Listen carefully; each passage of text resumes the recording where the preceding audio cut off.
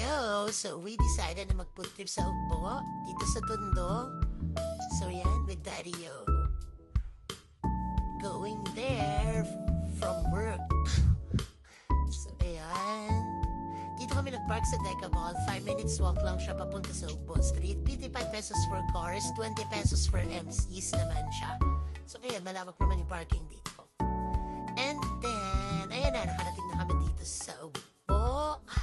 Operating hours nila is 4 p.m. until 12 midnight, pero I highly suggest pumunta kayo doon by 6 p.m. onwards kasi marami pang sarado kapag 4 p.m. pumunta. Charis. So yan, lakad-lakad ako, tingin-tingin ako ng mga food. And then, nakita ko tong cute na tornado, slushy. Ha? And then, una kong trinay is yung 10 yen cheese coin.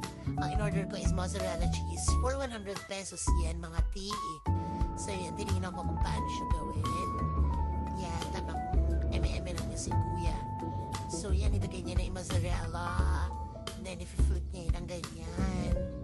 Then, after that, voila! Ayan na siya. So, pinicturean pa ko ni kuya, eme-eme, tinikman ko siya. Okay naman siya for me. Medyo matabang lang. So, sa pancake, medyo matamis-tamis. So, sinunod ko is yung bag of chips. For 100 pesos din yan. Yung pinili ko, Mr. Chips. Ayan, tamang mix-mix na si kuya nung mga ilalagay. Yan.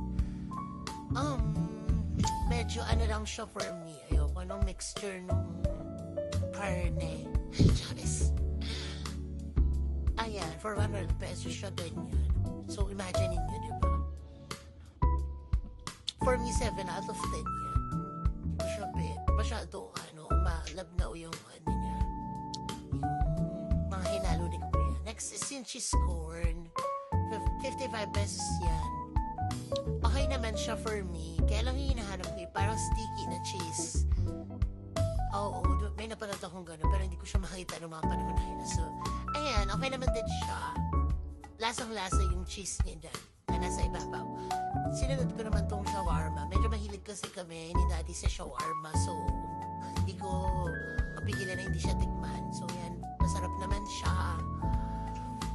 Tapos, may nag-iingay lang sa background ko, sorry. Sinunod ko na tong fish cake. Favorite ko kasi to. So, hindi ko papalagpasin na hindi siya matikman. Ayan, masarap naman siya. Bye!